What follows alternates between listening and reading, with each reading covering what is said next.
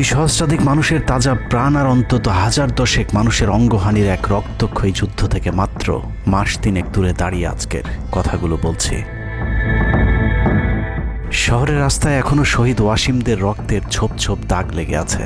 স্বাভাবিক জীবনে ফিরতে পারেনি এখনো শহীদের পরিবারগুলো। ইয়ামিনের মা হয়তো কাউকে পেলেই জানতে চাইছে আমার খোকার উপর কিসের এত রাগ ছিল ওদের। সে প্রশ্নের উত্তর হয়তো কেউ কোনোদিন দিতে পারবে না। বুকের ভেতর গুলি নিয়ে নিস্তেজ পড়ে থাকা শরীরটাকে ওরা যেভাবে কুকুরের মতো টেনে হিঁচড়ে খেয়েছে, সভ্য এই সমাজে সেই উত্তর কি আসলেই আছে? পুড়ে যাওয়া লাশগুলোর কথা মনে করে সারা জীবন হয়তো হৃদয়টা পুড়তে থাকবে হতভাগা সেই মায়েদের। শহীদ ওমরের মা এখনো মানুষ পেলেই হয়তো প্রশ্ন করছে, আমার ছেলের বুকে ওরা এতগুলো গুলি কেন করলো? মারার জন্য তো একটা গুলি যথেষ্ট।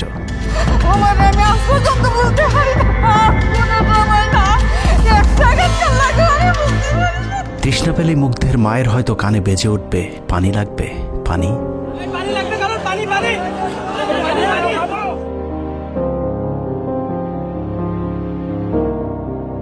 শুনেছি স্বাধীনতা অর্জনের চেয়ে রক্ষা করা অনেক কঠিন। স্বাধীনতার এই পতাকা সমুন্নত রাখতে যারা জীবন দিয়েছেন তাদের সে রক্ত যেন বৃথা না যায়। এ পতাকার জন্য যেন আর কাউকে জীবন দিতে না হয়। স্বাধীনতার এমন যুদ্ধ আর দেখতে চাই না। এ যুদ্ধের প্রতিপক্ষ অনেক হিংস্র, খুব নিষ্ঠুর। ওরা বুকে গুলি নিয়ে কাতরাতে থাকা মানুষকেও শান্তিতে মরতে দেয় না। ওরা আরও রক্ত চায়। 15 বছর মুসলিম নিধন করে ওদের এতটুকু অনুশোচনা নেই। রক্তের নেশায় এখনো বুঁদ হয়ে আছে হিংস্র পশু আত্মাগুলো। এদিকে এক পক্ষ নিজেদেরকে বিজয়ী ভেবে ঘরে ফিরেছে। ঘরে ফেরার আগে যাদের বাড়ি ঘরে আগুন দিয়ে ঘর থেকে বের করেছিল, সেই শত্রুকেই আবার তুলে নিয়েছিল নিজেদের ঘরে। ছাত্রলীগ নিষিদ্ধের কথা বলছে। এই নিষিদ্ধ করবার ম্যান্ডেটটা, নিষিদ্ধ করবার অধিকারটা তাদেরকে কে দিল? তারা এদেশের মানুষ, রাজনীতি করার অধিকার সকলের আছে। আমাদের কেড়ে নেওয়া যেমন অন্যায় ছিল, আমরাও আরেকজনের কেড়ে নেওয়ার অধিকার, এটা আমরা এভাবে বলি। আওয়ামী মানবরূপী দানব ঘাড়ের উপর বিষাক্ত কার্বন ডাই অক্সাইড ফেলছে, আর আমরা সেটাকে অক্সিজেন ভেবে বুকে নিচ্ছি। বিষাক্ত সাপ থেকে নিরাপদ না হয়ে সাপ নিয়ে খেলার পরিণতি কি হতে পারে সেটা বুঝতে খুব বেশি দেরি করবার প্রয়োজন নেই। আমার এই বার্তা আপনাদের কাছে পৌঁছানোর কয়েক ঘন্টা পরেই আপনার ঘরে যে শত্রুকে জায়গা দিয়েছিলেন তাদের সেই বিষমাখা মুখের বিষ আপনার গায়ে নেয়ার জন্য প্রস্তুত থাকুন। পূর্ব দিকে তাকিয়ে দেখুন, আকাশ আবারও কালো হয়ে এসেছে। ঘুটঘুটে অন্ধকার দেখে ঝড়ের গতি যতটুকু ভাবছেন অন্ধকারের সেই ঝড়ো বাতাস আসলে আলোর চেয়েও বেশি গতি নিয়ে ধেয়ে আসছে সবকিছু লণ্ডভণ্ড করে দিতে। প্রলয়ঙ্করী সেই ঝড়ের কবল থেকে প্রিয় মাতৃভূমিকে বাঁচাতে হলে দেশ রক্ষার পবিত্র দায়িত্ব যাদেরকে দেয়া হয়েছে, চলুন দেখে আসি তারা আসলে কতটা প্রস্তুত। জুলাইয়ের মাঝামাঝি পর্যন্ত সেনাবাহিনী ছাত্র আন্দোলন নিয়ে তেমন মাথা ঘামায়নি। ছাত্রলীগ যেদিন ঢাকা বিশ্ববিদ্যালয়ের ছাত্রীদের উপর আক্রমণ করেছিল, মূলত সেদিন থেকে সেনাবাহিনীর অভ্যন্তরীণ বিভিন্ন গ্রুপগুলোতে আলোচনা সমালোচনা শুরু হয়। 17 তারিখ সকল ডিভিশনের জিওসিরা অফিসার এবং সৈনিকদেরকে কোনো ধরনের গুজবে কান না দেওয়ার পরামর্শ দেন। জিওসিদের পক্ষ থেকে সাফ জানিয়ে দেওয়া হয়, সরকার মিসক্রিয়েন্টদের বিরুদ্ধে যথাযথ ব্যবস্থা নিচ্ছে, এটা নিয়ে সেনাবাহিনীর মাথা ঘামানোর কিছু নেই। 11 ডিভিশনের মেজর জেনারেল খালেদ আল মামুন, 55 ডিভিশনের GOC major general Mahbubur Rashid এবং কুমিল্লা ডিভিশনের জিওসি জাহাঙ্গীর আলম ছিলেন সবচেয়ে বেশি আক্রমণাত্মক। ছাত্রদের পক্ষে কোনো পোস্ট কিংবা প্রোফাইল পিকচার লাল করার বিরুদ্ধে তাদের ছিল কঠোর বার্তা। 17 জুলাইয়ের গুরুত্বপূর্ণ আরেকটি ঘটনা হলো, Hasina air chief marshal Hasan Mahmud খানকে বিমান বাহিনীর MI-17 হেলিকপ্টারকে এভি গান কনফিগারেশন লোড করতে বলেন, যা মূলত যুদ্ধকালীন চূড়ান্ত সময় ব্যবহার করা হয়। এয়ার চিফ হাসিনাকে উল্টো প্রশ্ন করেন, আমাদের সেনাবাহিনী কি এখনও ফেল করেছে? তাহলে এত দ্রুত বিমান বাহিনী কেন? বিমান বাহিনী প্রধানের মুখের উপর এমন বক্তব্যে শেখ হাসিনা প্রচণ্ড ক্ষেপে যান। এর পরপরই তিনি বিমান বাহিনী প্রধানের বিরুদ্ধে পদক্ষেপ নেওয়ার জন্য ব্রিগেডিয়ার জেনারেল ইমরান হামিদ এবং লেফটেন্যান্ট জেনারেল মুজিবকে নির্দেশ দেন। আর্মি ইন্টেলিজেন্স থেকে এই পরিকল্পনার তথ্য জেনে বিমান বাহিনী প্রধান ওই রাতেই তার নিরাপত্তার জন্য গাজীপুর থেকে এয়ার কমান্ড নিয়ে আসেন, যে ইউনিটটি এখনও বিমান বাহিনী প্রধানের নিরাপত্তার দায়িত্বে ঢাকাতেই অবস্থান করছে। যাই হোক, বিমান বাহিনী প্রধান সেদিন রাজি হলে ব্ল্যাকআউটের সময়টা আরও ভয়ঙ্কর হতে পারত। বিমান বাহিনীর সহায়তা না পেয়ে শেখ হাসিনা পরদিন র্যাব প্রধানকে ডেকে আদেশ দেন তার হেলিকপ্টার প্রস্তুত রাখার।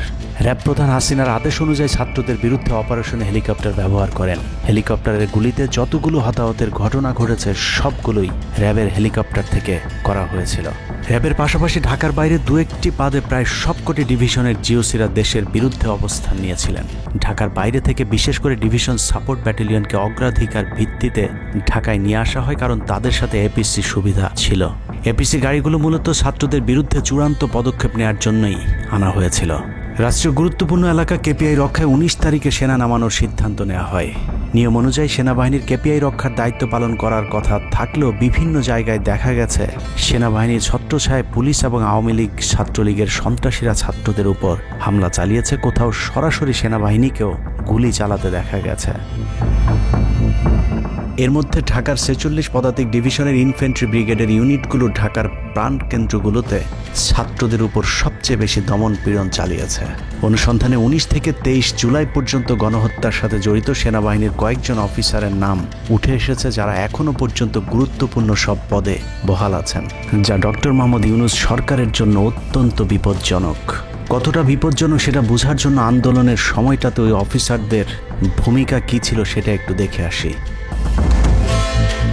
আন্দোলনের সবচেয়ে বেশি রক্তক্ষেকো ছিলেন বিজিবির ডিজি মেজর জেনারেল আশরাফ। সূত্র জানিয়েছে ভারতীয় নাগরিকদের বিজিবির পোশাক পরিয়ে মাঠে নামিয়েছিলেন বিজিবির এই মহাপরিচালক। সেনাবাহিনী শেখ হাসিনাকে পদত্যাগের পরামর্শ দেওয়ার পরেও শুধু বিজিবিকে নিয়ে হত্যাকাণ্ড চালিয়ে শেখ হাসিনাকে ক্ষমতায় রাখার গ্যারান্টি দিয়েছিলেন মেজর জেনারেল আশরাফ। 5 তারিখ হাসিনা পালিয়ে যাবার আগ মুহূর্তে তিনি স্বরাষ্ট্রমন্ত্রীকে ফোন করে বলেছিলেন কয়েক হাজার মানুষ মারলেই পরিস্থিতি ঠান্ডা হয়ে যাবে, অতএব কোনো অবস্থাতেই যেন প্রধানমন্ত্রী পালিয়ে না যান। স্বরাষ্ট্রমন্ত্রীকে তিনি এমনটাই পরামর্শ দিয়েছিলেন। 5 তারিখ সকাল থেকে দুপুর পর্যন্ত ঢাকা শহরে সবচেয়ে বেশি তৎপরতা ছিল বিজেপির। ওই দিন সকাল থেকেই ঢাকার প্রবেশ পথগুলোতে চেকপোস্ট বসিয়ে তল্লাশি চালিয়েছিল মেজর জেনারেল আশরাফের বিজিবি। বিজিবির একটি সূত্র জানিয়েছে বিজিবি মহাপরিচালক প্রতিদিন সিওদের কাছ থেকে হিসেব নিতেন কে কতজন ছাত্র হত্যা করেছে। বিজিবি মহাপরিচালকের নির্দেশনায় খুনের সেই প্রতিযোগিতায় সবচেয়ে ভালো পারফর্মার ছিল কর্নেল রিদওয়ান। সূত্রের মতে ছাত্র আন্দোলনে বিজিবি অন্তত 500 শিক্ষার্থীকে গুলি করে হত্যা করেছে।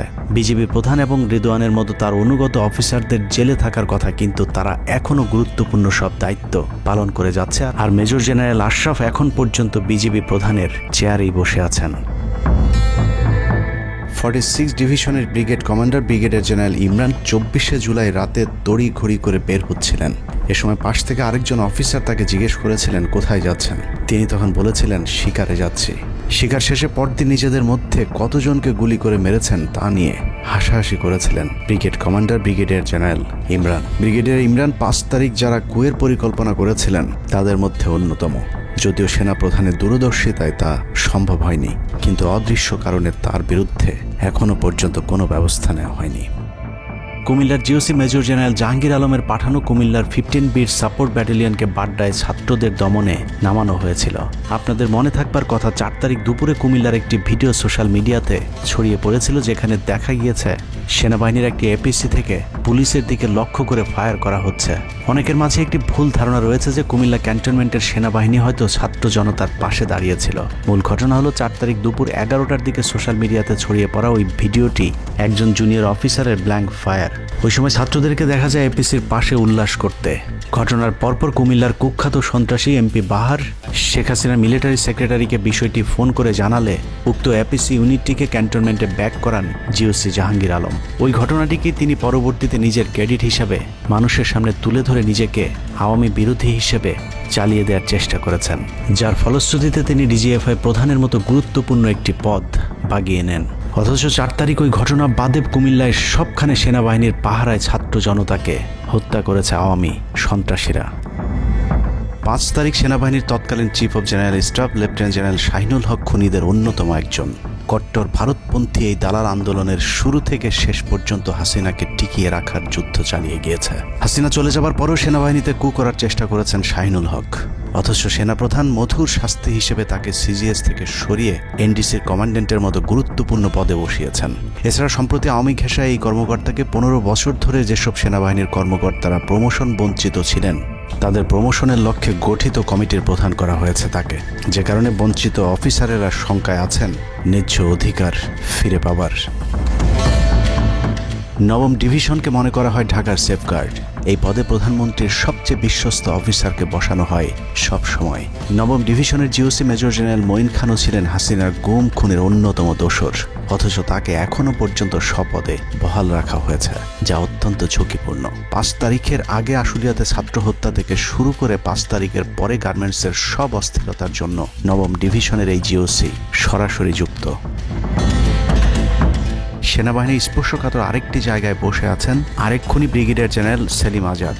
সেনাবাহিনীর সিভিল যে কোনো অপারেশনে যেতে ডিরেক্টর মিলিটারি অপারেশনের পারমিশন নেওয়া বাধ্যতামূলক। এমনকি জরুরি ভিত্তিতে কোনো অপারেশনে যেতে হলেও তাকে অবশ্যই পরে অবহিত করতে হয়, অর্থাৎ তার অনুমতিক্রমে সেনাবাহিনী ঢাকাতে সব হত্যাকাণ্ড চালিয়েছে।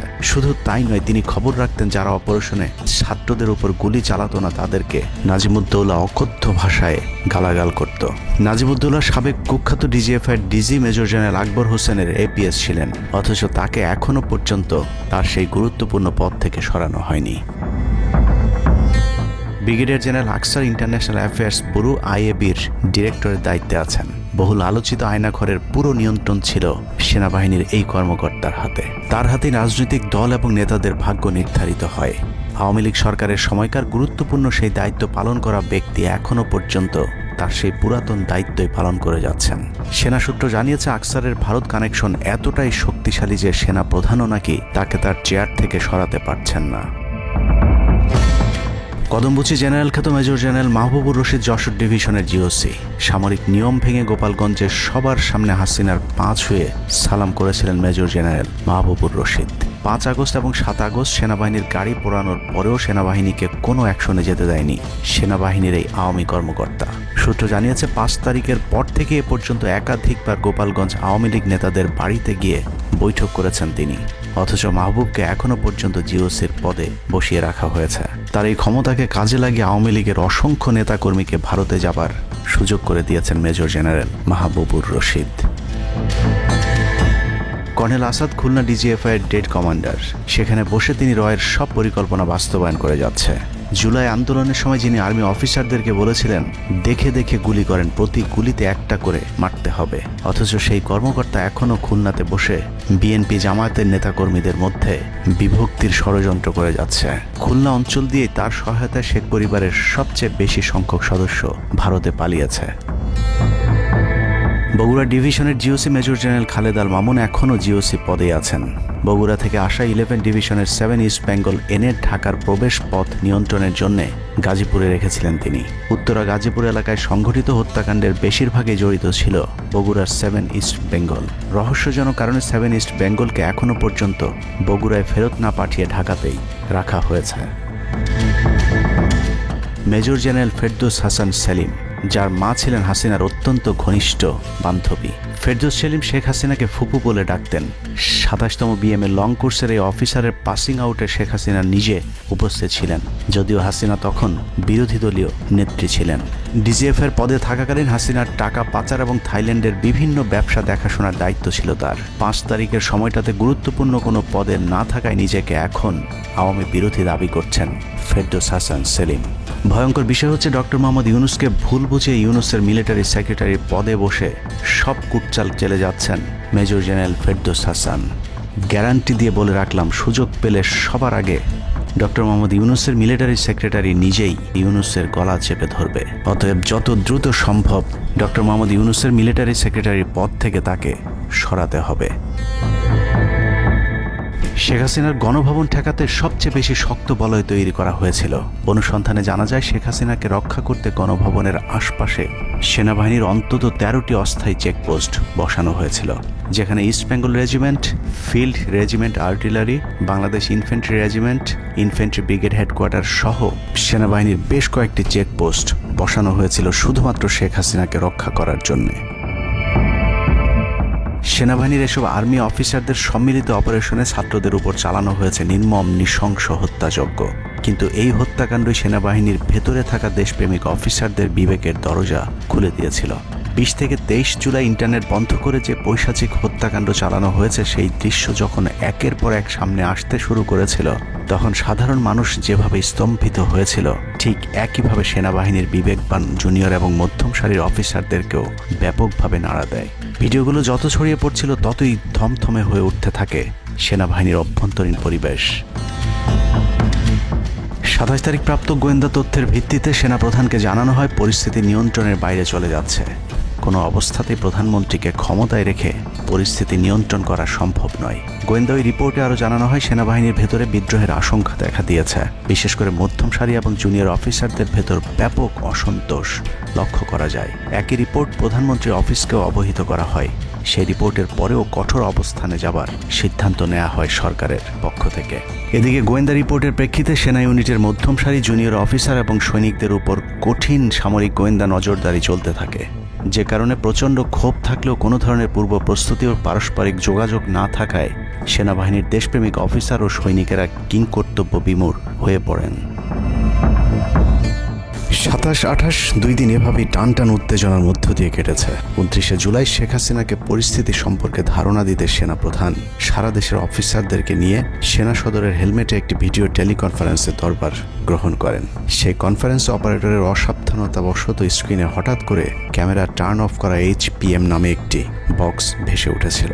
এরপরে উপস্থিত অফিসারেরা হাসিনার উপস্থিতির বিষয়টি বুঝে ফেলেন। অনেকের ধারণা শেখ হাসিনা উপস্থিত আছেন এটা বোঝাতেই HPM বক্সটি সবাইকে দেখানো হয়েছিল, যেন কেউ কোনো ধরনের অভিযোগ করতে না পারেন। কিন্তু সবাইকে অবাক করে বেশ কয়েকজন অফিসার তাদের ক্ষোভের কথা জানান। এর মাঝে রাজশাহী CMH এর একজন মেজর র্যাঙ্কের নারী চিকিৎসক 19 থেকে 23 তারিখ পর্যন্ত চলা ছাত্র হত্যার বিভীষিকাময় বর্ণনা তুলে ধরে আবেগী এক বক্তব্য দেন। সূত্র জানিয়েছে এ সময় সেনাবাহিনীর কয়েকজনকে কাঁদতে দেখা গেছে। একদিকে সেনাবাহিনীর উচ্চপদস্থ অফিসারদের মারমুখী অবস্থান, অন্যদিকে বেশিরভাগ জুনিয়রদের নিষ্ক্রিয়তার মধ্য দিয়ে সেনাবাহিনীতে স্পষ্ট দুটি ভাগ লক্ষ্য করা যায়। এরই মধ্যে সেনাবাহিনীর কাছে প্রাপ্ত গোয়েন্দা তথ্য অনুযায়ী যে কোনো সময় সেনাবাহিনীতে বিদ্রোহ দেখা দিতে পারে। বিশেষ করে লেফটেন্যান্ট কর্নেল থেকে নিচের অফিসারদের ভেতর ব্যাপক ক্ষোভের বিষয়টি গোয়েন্দা প্রতিবেদনে জানানো হয়। সেই প্রেক্ষিতে 3 তারিখ শর্ট নোটিসে আরেকটি টেলিকনফারেন্স কল করা হয়। মূলত ওই রিপোর্টের প্রেক্ষিতে হাসিনার বিশ্বস্ত ওয়াকার হাসিনা থেকে মুখ ফিরিয়ে নেন, কারণ হাসিনাকে বাঁচাতে গিয়ে তিনি নিজের জীবন বিপদে ফেলতে চাননি। 3 তারিখ কনফারেন্সের শুরুতেই সবাইকে ঠান্ডা রাখতে একটি মুনাজাত করা হয়েছিল। যে মুনাজাতে গুরুত্বপূর্ণ একটি দোয়া ছিল রাব্বানা লা তাজআলনা মাআল কওমিজ জালিমিন, অর্থাৎ হে আল্লাহ আমাদেরকে জালিম সম্প্রদায়ের অন্তর্ভুক্ত করবেন না। এ সময় পুরো দরবার রুমে পিন পতন নীরবতা লক্ষ্য করা গেছে। মূলত এই মুনাজাতের মধ্য দিয়ে ফয়সালা হয়ে যায় সেনাবাহিনী কাদের পক্ষে দাঁড়াবে। সেনা সূত্র থেকে পাঠানো এসব তথ্যে উঠে এসেছে সেনাবাহিনী কোন কোন এলাকায় ছাত্র জনতার উপর গুলি চালিয়েছিল এবং কতটা পরিকল্পিতভাবে মানুষ হত্যার ছক কষা হয়েছিল। 4 তারিখও সেনাবাহিনীর ভূমিকা ছিল অত্যন্ত অস্পষ্ট। কিছু জায়গায় সেনাবাহিনী ছাত্রদের পক্ষে, আবার কিছু জায়গায় ছাত্রদের উপর গুলিও চালিয়েছে। 4 আগস্ট সবার প্রথম 24 ডিভিশন চট্টগ্রামের GOC lieutenant general Mainur Rahman তার বাহিনীকে ছাত্রদের পাশে দাঁড়ানোর নির্দেশ দেন। 5 তারিখ সকাল পর্যন্ত আর্মির ভূমিকা ছিল অত্যন্ত সন্দেহজনক। সকাল 10টা পর্যন্ত আর্মি কড়াকড়িভাবেই দায়িত্ব নিয়েছিলেন। বিশেষ করে গণভবনের আশপাশে 12টা পর্যন্ত ছাত্রদেরকে ভয় দেখাতে কয়েক রাউন্ড লাইভ অ্যামুনেশন ফায়ার করা হয়। 4 তারিখ 3 বাহিনী প্রধান, পুলিশ প্রধান এবং DGDGF এর সারা রাত নির্ঘুম কেটেছে। 3 থেকে 5 তারিখ পর্যন্ত গুরুত্বপূর্ণ কিছু ঘটনা ঘটেছে, সেটা তুলে ধরবার আগে শেখ হাসিনার পালিয়ে যাওয়ার বর্ণনা দিয়ে আসা যাক। 5 তারিখ সকাল ঠিক 9টায় প্রধানমন্ত্রীর অফিসে গিয়ে শেখ হাসিনাকে পদত্যাগ করতে বলেন সেনাপ্রধান। শেখ হাসিনার কথা শোনার সাথে সাথে সেনাপ্রধানকে দৌড়ে মারতে আসেন। এ সময় 3 বাহিনী প্রধানকে অকথ্য ভাষায় গালাগাল করেন শেখ হাসিনা। জেনারেল ওয়াকারকে হাসিনা বলেন, তুই পুলিশকে দেখে শিখতে পারিস নাই? এ সময় বিমান বাহিনী প্রধান সজীব ওয়াজেদ জয়কে ফোন করে তার মাকে বোঝানোর জন্য অনুরোধ করেন। সজীব ওয়াজেদ জয় এটি জানার পর উল্টো আর্মি চিফকে তুই তুকারি করে হুমকি দিতে থাকেন, তোর কোন বাবা তোকে চিফ বানাইছে, তোর বউ ছেলে মেয়ে কে কোথায় আছে সবকিছু দেখে নেওয়া হবে। রাগান্বিত হয়ে এরপরে সজীব ওয়াজেদ জয় লাইভে গিয়ে আবল তাবল বকতে থাকেন। ঠিক আছে, শেখ হাসিনার পর আপনাদের কি হবে সেটা আমারও চিন্তার বিষয় না, আমার পরিবারের আর চিন্তার বিষয় না, আপনারা বুঝবেন। এরই মধ্যে 9:30 বেজে যায়। শেখ হাসিনাকে কোনোভাবে রাজি করাতে না পেরে সেনাপ্রধান হাসিনাকে 2টি বিকল্প দেন, পদত্যাগ অথবা গ্রেফতার। ওদিকে মিরপুরে বসানো সেনাবাহিনীর চেকপোস্টগুলো খুলে দেওয়া হলে বিনা বাধায় গণজোয়ার ঢুকে পড়তে থাকে।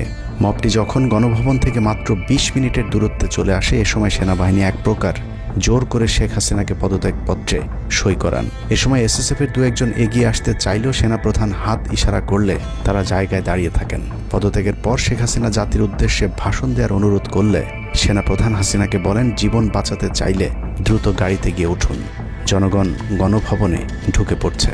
সেনাবাহিনীর মতে শেখ হাসিনা সেদিন মাত্র 5 মিনিটের জন্য বেঁচে গিয়েছেন, তা না হলে জনগণ তাকে ধরে ফেলত।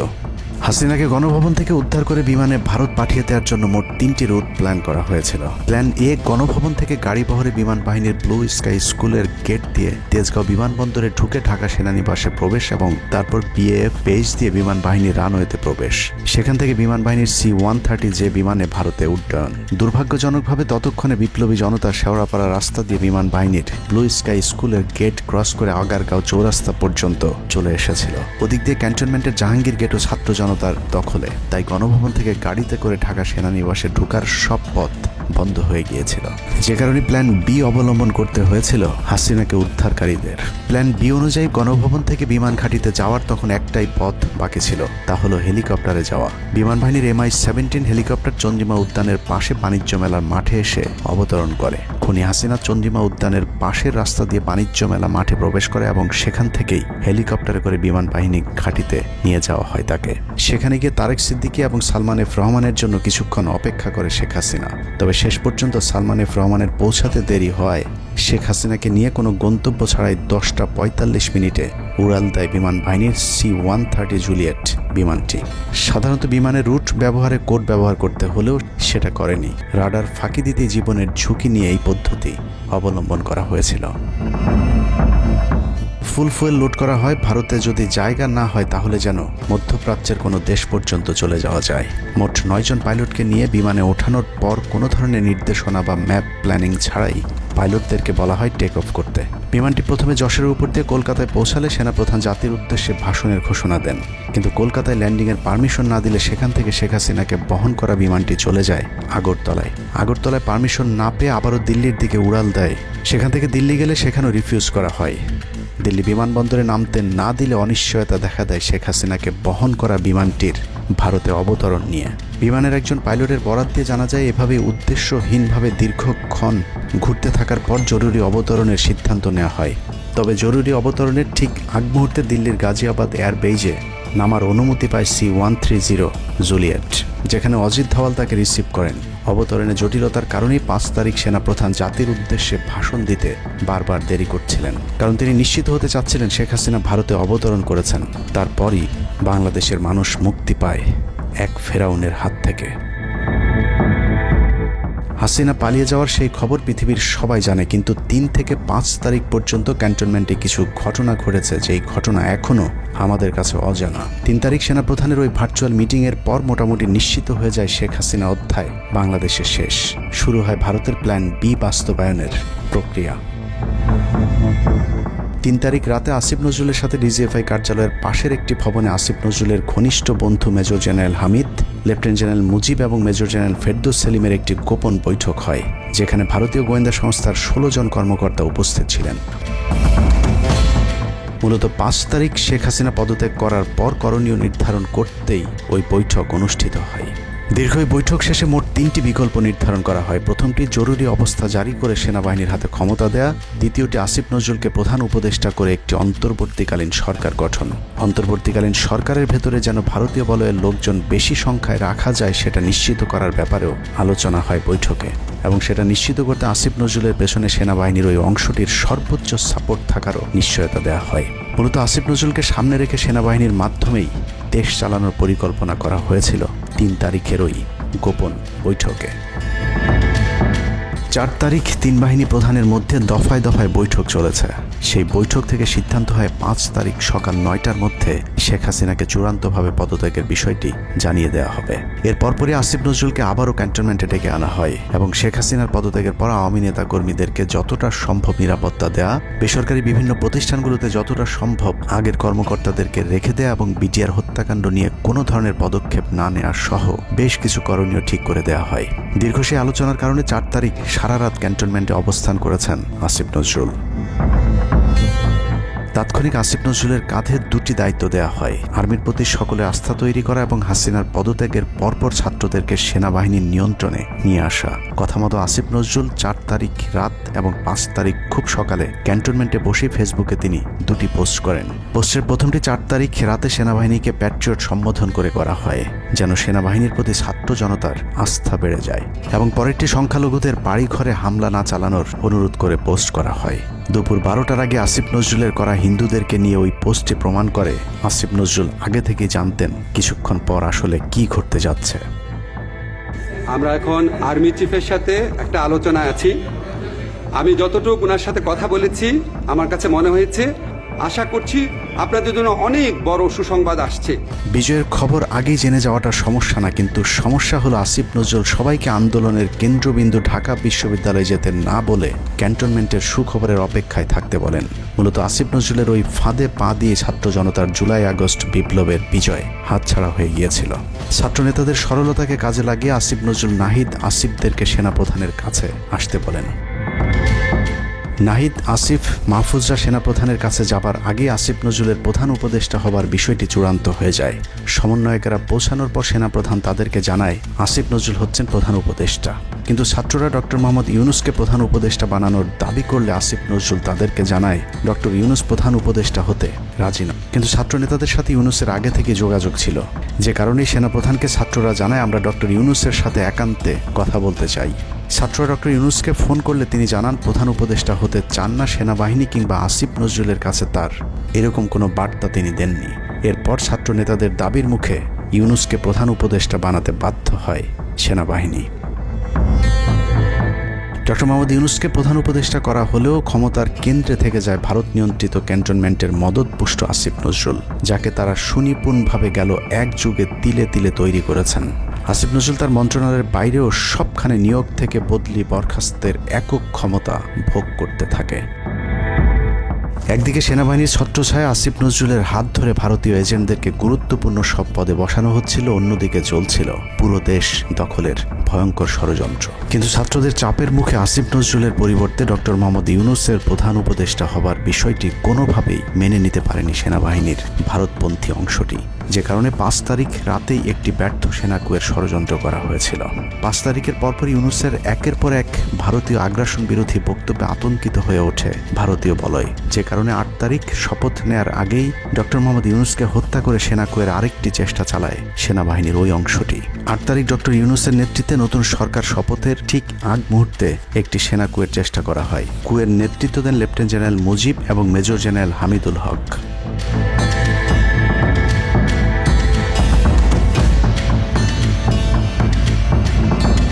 কিন্তু পশ্চিমা একটি গোয়েন্দা সংস্থা বিষয়টি দ্রুত সেনাপ্রধানকে জানালে জেনারেল ওয়াকার তাদের পরিকল্পনা ভণ্ডুল করে দেয়। সেনাপ্রধান তাৎক্ষণিকভাবে লেফটেন্যান্ট জেনারেল শামীমকে পিএসও এএফটি থেকে সিজিএস হিসেবে নিয়োগ দেন এবং মুজিবকে কিউএমজি থেকে আটডগে বদলি করেন, যদিও 8 তারিখ রাত থেকেই মুজিব পলাতক রয়েছেন। এরপর 12 সেপ্টেম্বর তাকে সেনাবাহিনী থেকে বরখাস্ত করা হয়। একই দিনে লেফটেন্যান্ট জেনারেল হামিদুলকে স্বেচ্ছায় অবসরে পাঠানো হয়। এনডিসি থেকে মেজর জেনারেল সাইফুলকে মিনিস্ট্রি অফ ফরেন অ্যাফেয়ার্স এবং চিফ অফ জেনারেল স্টাফ শাহিনকে এনডিসিতে পাঠানো হয়। কয়েকজনের ব্যাপারে পদক্ষেপ নেওয়াটা যেমন স্বস্তির, তেমনি ষড়যন্ত্রকারীদেরকে যেখানে বদলি করা হয়েছে তাদের প্রতিটি পদই অত্যন্ত গুরুত্বপূর্ণ, যা বর্তমান সরকার এবং দেশের স্থিতিশীলতার জন্য চরম বিপজ্জনক। কতটা বিপজ্জনক সেটা জানতে চলুন শুরুতেই যে প্রলয়ঙ্কারী ঝড়ের কথা বলেছিলাম সেখানে ফিরে যাওয়া যাক। ভারতীয় গোয়েন্দা সংস্থা 5 তারিখের পর থেকে দেশে নানাভাবে একটা সাম্প্রদায়িক দাঙ্গা বাঁধানোর চেষ্টা চালিয়ে যাচ্ছেন, যেটাকে কেন্দ্র করে বাংলাদেশে একটা সামরিক অভিযান চালানো যায়। এই দাঙ্গা বাঁধাতে ভারতীয় গোয়েন্দারা আওয়ামী লীগ, হিন্দু এবং ইসকনকে কিভাবে ব্যবহার করছে সেই পরিকল্পনার ছক এখন বাংলাদেশি গোয়েন্দাদের হাতে। একটি গোয়েন্দা সংস্থা থেকে যেসব তথ্য আমার কাছে পৌঁছেছে তা রীতিমতো এই দেশের অস্তিত্বের জন্য হুমকি স্বরূপ। আওয়ামী লীগ, হিন্দু আর ভারতের এই চক্রান্ত যদি সঠিকভাবে মোকাবেলা করা না যায় তাহলে অচিরেই বাংলাদেশের অবস্থা হবে হায়দ্রাবাদের মতো। জননেত্রী শেখ হাসিনাকে দেশ থেকে সরে যেতে বাধ্য করেছেন। বাংলাদেশকে নিয়ে ভয়ঙ্কর এই চক্রান্তে জড়িত আওয়ামী লীগ, সনাতনী এবং ইসকনের অন্তত 40টি হোয়াটসঅ্যাপ গ্রুপ এবং জুম মিটিংয়ের ভিডিও হাতে পেয়েছে গোয়েন্দারা। গোয়েন্দাদের কাছে প্রাপ্ত এসব তথ্যে যা উঠে এসেছে তা আটকে ওঠার মতো।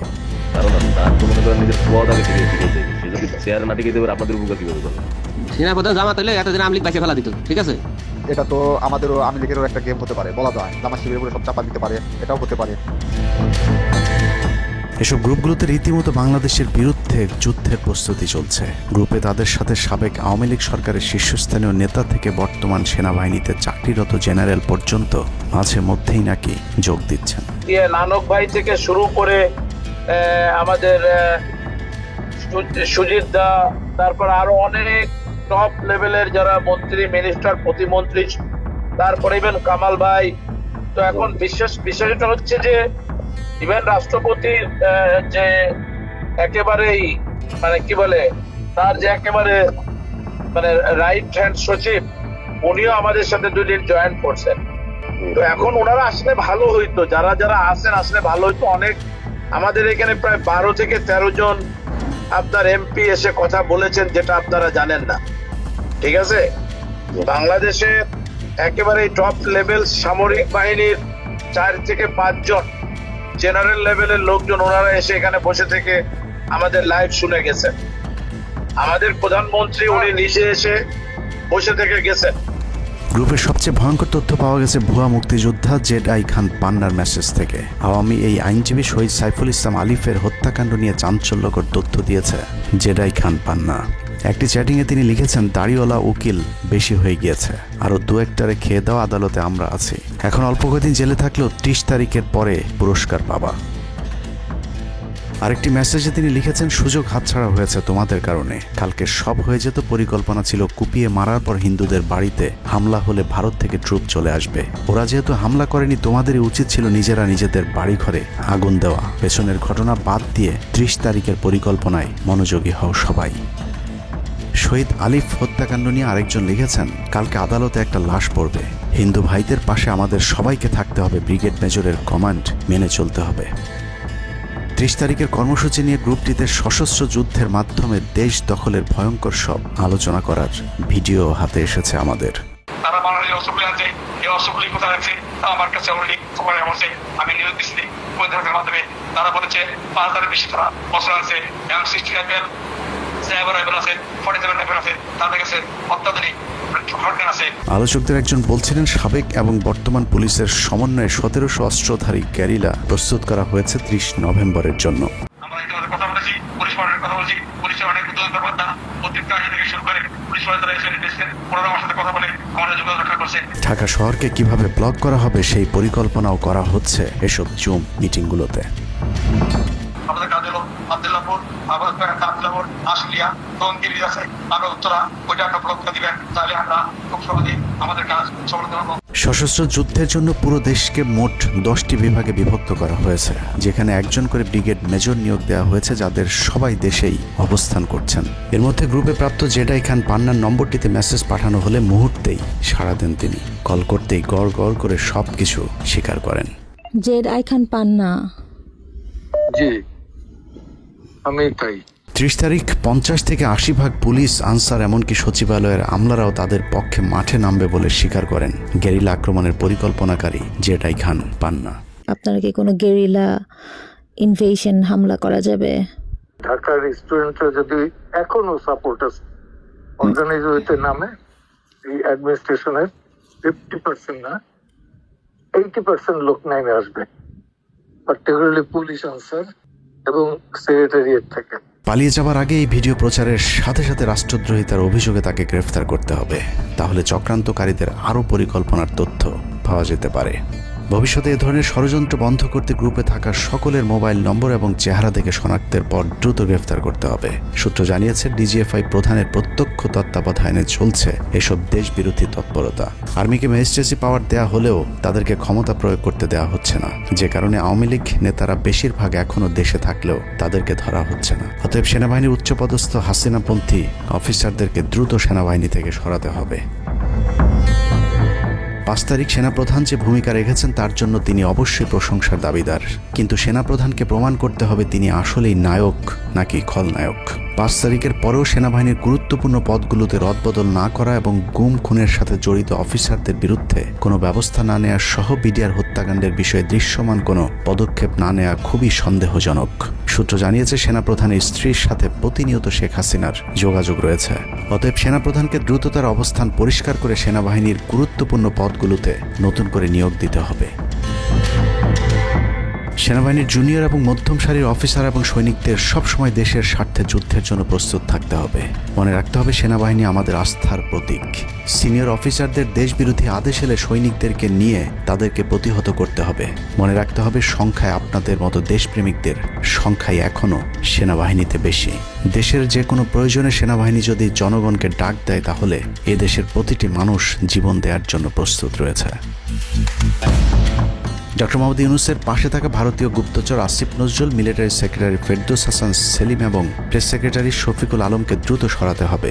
প্রধান উপদেষ্টার সাথে ছাত্র নেতাদের সাক্ষাতের পথ সহজ করতে হবে। আসিফ নজরুলরা অসৎ উদ্দেশ্যে মাহফুজ আলমকে তার পাশ থেকে সরিয়েছে। অতএব যত দ্রুত সম্ভব মাহফুজ আলমকে আবারও বিশেষ সহকারীর পদে ফিরিয়ে আনতে হবে। গুরুত্বপূর্ণ যে কোনো সিদ্ধান্তের ক্ষেত্রে নাহিদ এবং আসিফদের মতামত প্রধান উপদেষ্টাকে গুরুত্বের সাথে নিতে হবে। জেডাই খান পান্নাদের ষড়যন্ত্র এবার সফল না হলেও এই ষড়যন্ত্র চলতেই থাকবে। বাংলাদেশের প্রতিটি মানুষকে চোখ কান খোলা রাখতে হবে, মনে রাখতে হবে শত্রু আপনাদের ঘরের কোণেই। ভারত যদি বাংলাদেশে আক্রমণ করে তাহলে সবার আগে আওয়ামী লীগ আর শ্রীকৃষ্ণের ভক্তরাই আপনার গলায় ছুরি ধরবে। অতএব শত্রুরা যেন আবারও বাংলাদেশের স্বাধীনতাকে ভারতের কাছে বিক্রি করতে না পারে সেদিকে সবাইকে লক্ষ্য রাখতে হবে। আল্লাহ হাফেজ।